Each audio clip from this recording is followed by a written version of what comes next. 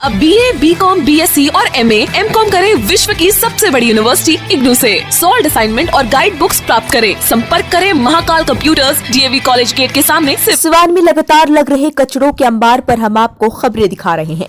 ज्ञात हो कि शहर का स्टेशन मोड़ हो या चिकटोली मोड़, सभी जगह बीच सड़क पर पूरा दिन कचरा फैला रहता है, जिससे आम जनता को काफी कठिनाइयों का सामना करना पड़ता है। वहीं शहर में लगने वाले कचड़ों के अंबार का एक मुख्य कारण है नगर परिषद कर्मचारियों का बार बार हड़ताल पर जाना। हमने इस मामले पर सिवान नगर परिषद के कार्यपालक पदाधिकारी से भी बात की है। कार्यपालक पदाधिकारी राहुल दुबे ने बताया कि शहर में 2 NGO काम करती है, जिनमें एक NGO वार्ड 1 से 19 और दूसरा NGO को 20 से 38 की सफाई की जिम्मेदारी दी गई है। लेकिन शहर में दूसरे वाले NGO पर अभी रोक लगा हुआ है, जिसके कारण शहर में ये दिक्कत आ रही है। नगर परिषद सिवान में 2 एजेंसियां जो है कार्यरत थीं। वार्ड नंबर 1 से लेकर के 19 तक एक अलग एजेंसी जो है कूड़ा उठाव और उसका जो है डिस्पोजल का कार्य देखती थी, और वार्ड नंबर 19 से लेकर 38 तक दूसरी एजेंसी कूड़ा उठाव और उसको डिस्पोजल का कार्य देखती थी। तो अभी हुआ क्या है कि कुछ दिन पहले हमने जो दूसरी एजेंसी थी जो वार्ड नंबर 19 से लेकर 38 तक देखती थी, उसको जो है उसका हमने जो है उसको हमने रद्द कर दिया है। उसका कार्य, उसको हमने कार्य से रोक लगा दिया है। ठीक है, तो इसलिए वो वार्ड नंबर 19 से लेकर 38 तक वो काम नहीं कर पा रहा है। इसी वजह से उसका डोर टू डोर उस एरिया का भी प्रभावित है। जो वहीं इस मामले पर हाल ही में नगर परिषद में चल रही हड़ताल को खत्म करवाने में अहम भूमिका निभाने वाले JDU महादलित प्रकोष्ठ के सिवान जिला अध्यक्ष संतोष बांसफोर से बातचीत की है। सुनिए उन्होंने इस मुद्दे पर क्या कुछ कहा है। संतोष जी, लगातार जिस तरह से शहर में कचड़ों का अंबार लग रहा है और आए दिन ये देखा जा रहा है कि जो नगर परिषद के कर्मचारी वो हड़ताल पर चले जाते हैं। हालांकि आप ही के माध्यम से हड़ताल तोड़वाने में अहम भूमिका भी आपकी निभाई गई थी। क्या कारण है कि बार बार उनको हड़ताल पर जाना पड़ता है, ये हम जानना चाहते हैं। बहुत अच्छी सवाल पूछे हैं आप, और रहा सवाल कि जो भी आपको चैनल वाले को देखने वाले लोग हैं, उन लोग श्रोता को मैं बहुत शुक्रगुजार हूँ कि हमको आज बोलने का मौका मिला आपका। बार बार हड़ताल में जाने का कारण ये हो रहा है कि सफाई कर्मचारी का लड़का ना कोई पढ़ा लिखा रहता है, ना कोई अभी तक मन किसी एजुकेशन पे है, वो लोग अनपढ़ गंवार आदमी हैं। इसमें मूवमेंट करने वाले माले का नेतृत्व जो लड़का कर रहा है, पूरा माले इस टीम में लग चुकी है। सफाई कर्मचारी को बहकावा में देने के लिए माले की टीम लग चुकी है। बार बार वही लोग हड़ताल डलवाते हैं। बार बार शहर की कोरोना काल में दिक्कतें हो रही है 18 लाख जनता को। इसमें ये है कि जो व्यक्ति 15 साल से 17 साल से EO साहब के संग में रहा है, जो EO आए सफाई कर्मचारी के बात सुनने वाला उस नगर निगम में कोई नहीं। EO साहब तो बहुत अच्छे इंसान हैं, हमारे देखने से लग रहा है। बाकी जो टीम बांटे गया है, तो वो क्या हुआ है कि वही सब माने ऑफिस में वही आदमी है। लेकिन आपको नहीं लग रहा है कि आप माले पर गंभीर आरोप लगा रहे हैं? क्योंकि जब कर्मचारियों के हित की बात आती है तो माले ही एक ऐसी पार्टी है जो उनके साथ खड़ी होती है। माले का और कुछ नहीं दिखाई दे रहा है शहर में। सफाई कर्मचारी का एक आवास बना है, देख रहे हैं कहीं पे सफाई कर्मचारी लोग का बैठने के लिए। माले को ये नहीं लग रहा है हड़तालें कराना है। माले एक मोटो जानता है सिर्फ कि हम अपने बातों को किस तरह मनवा दें। माले को ये नहीं दिखाई दे रहा है कि सफाई कर्मचारी का बेटा को 25-25 हज़ार रुपया एक आदमी से वसूल लिया गया एरियल के नाम पे। क्या JDU के लोग गए थे कि BJP के लोग गए थे उसमें? एक बात समझ लीजिए, सरकार तो फिर आपकी पार्टी है, तो फिर आप लोग क्यों इसको लेके कुछ कदम नहीं उठाते हैं? हम लोग जांच के मांग किए हैं। ये बहुत गंभीर आरोप है, इस पे जांच हो रही है। अभी 5-7 आदमी पर हम लोग FIR कराए हैं। हम जो थे लोग सरकारी काम में बाधा डाल रहे थे। अभी कुछ लोग हैं जो ऑफिस में समझते हैं कि हम। आपको संतोष जी ये नहीं लगता है कि सरकारी काम में बोल रहे बाधा डाल रहे थे, आपको ये नहीं लगता है कि ये गलत तरीका का मतलब आरोप लगा के उनको फंसा दिया गया है, गलत केस कर दिया, मुकदमा कर दिया गया उनके ऊपर? अच्छा, एक बात बताइए कि आपके काम क्षेत्र में हम आकर किसी चीज़ का रुकावट डाल सकते हैं? आपको मालूम है कल एक लड़की का हम फाइल निकलवाए गए, उसका माई बाप कोई नहीं है। उसको फाइल को रोका गया था, जो ईओ साहब साइन कर देते उसको अभी तक भुगतान नहीं हुआ इस पैसा का।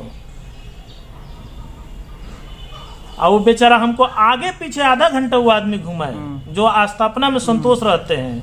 लेकिन कर्मचारियों का कहना है कि जैसे ही बड़ा बाबू जेल से बाहर आएंगे फिर एक आंदोलन होगा, बड़ा आंदोलन होगा। देखिए, आंदोलन करने अच्छी बात है, ये चीज को हम नहीं मना कर रहे हैं, बाकी जायज मांग कीजिए ना, आपको रोकने वाला कौन है? जायज मांग कीजिए। आप किसी के काम क्षेत्र में जाकर बाधा पड़िएगा?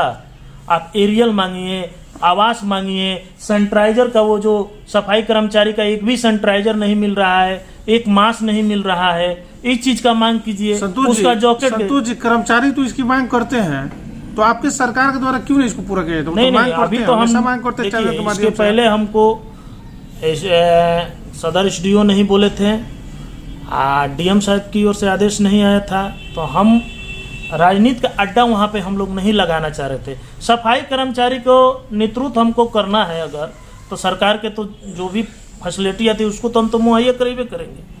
आपको हम बता देते हैं कि इस बात को हम बहुत गंभीरता से ले रहे हैं। उसमें कुछ लोग, बाबू लोग ऐसे बैठे हैं कि जाने के बाद से 15 मिनट 20 मिनट पीछे पीछे घुमाते हैं। ईओ साहब तुरंत मेरे बात को लेते हैं। अगर कोई ईओ साहब फाइल दे दिए आगे तो वो जाएगा तो कहते हैं कि अरे एसडीएम साहब से तो बात हुआ है हमको।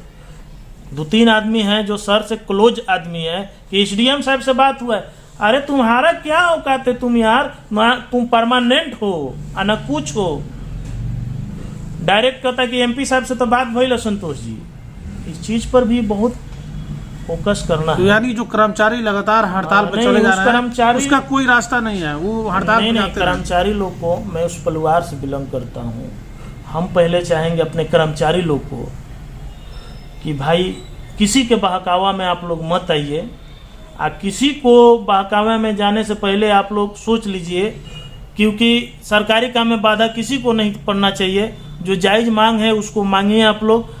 किसी प्रकार का एफआईआर हम अपने सफाई कर्मचारी लोग को नहीं चाहेंगे कि किसी मेरा जात का लड़का हो, चाहे और भी सफाई कर्मी मजदूर लोग हो, उस पर एफआईआर हो। जो जायज 14 सूत्री मांग में 2 मांग को हम लोग पूरा कर लेंगे। संतोष जी, आखिरी सवाल, इस बार पहली बार मेयर का चुनाव जो होने जा रहा है सीवान में, जनता मेयर को चुनेगी, क्या ये माना जाए कि संतोष जी भी उम्मीदवार हो सकते हैं? देखिए, एक बात आपको हम बता देते हैं कि हम लोग ना हिंदू हैं, ना मुस्लिम है, ना दलित है। अगर दलित कोई मरता है ना, दलित तो दलित डायरेक्ट क्या कहता है कि डोमुआ बाड़ा सनोकरा के आगे दे दे। कोई हिंदू मरता है ना तो मुरघट में जाते हैं। हम लोग उस तरह के आदमी हैं कि हम लोग को किसी सीढ़ी पे नहीं। आज आपको हम बता देते हैं, जदयू को 15 साल हो गया सेवा करते हुए हमको, मगर अभी तक हम नहीं देखे हैं कि दलित का कोई बड़ा नेता जदयू की ओर से सिवान जिला में आया हो। वो नहीं आता है। तो यानी आप चुनाव लड़िएगा? नहीं, हम चुनाव नहीं लड़ेंगे। चुनाव लड़ेंगे तो हमको थोड़े मिलेगा। वहाँ पे आ जाएगा, उसमें राजनीति करने वाले लोग आ जाएंगे, कहेंगे कि अरे इसका बोलता है, ये नहीं है तो चमार लोग को बोलता है, उन्हीं को टिकट दे। अगर सुरक्षित सीट होगी तो आप एक को बता देते हैं कि मेरा जात भाई जीता, राजकुमार बांसपुर उनका नाम है, 32 नंबर वार्ड से, उनको आर्य समाज वाले मिलकर उसको बर्खास्त करा दिए बेचारे को। 1 साल राजनीति नहीं करने दिए। हम लोग इतना पीछे हैं कि हम लोग को कोई राजनीति मंच मिल ही नहीं सकता है। मिलेगा तो वो चमार लोग को मिलेगा, दुसाध लोग को मिलेगा। हम लोग को कहाँ आबादी है? हम लोग ना हिंदू मानते अपने आप को, ना मुस्लिम मानते हैं, ना दलित मानते हैं। तो अगर नहीं, अगर हिंदू का काम डाला दौरा बंद कर दे हम लोग देना, तो हिंदू लोग हम लोग को हटा देंगे। दलित का अगर बढ़ चढ़ के मांगते हैं तो बोहलता वहाँ पे अपना दिखाकर सीट ले लेगा। दुसाध लोग बोहलता दिखाकर ले लेंगे। हम लोग किस सीट पर कायम पर हैं बताइए ना। हम इतना जानते हैं कि इस परिवार के हैं, हम बांसपुर डोम जाति से आते हैं। हम लोग जब तक ले जिएंगे तब तक ले नेतृत्व करना है। यही है कि हम सैनिक लोग हैं, लात और जूता, मुक्का, लाठी और धारणा प्रदर्शन खाने वाले आदमी हम लोग हैं। और कोई नहीं मिलेगा हम लोग का, आपको हम बता देते हैं।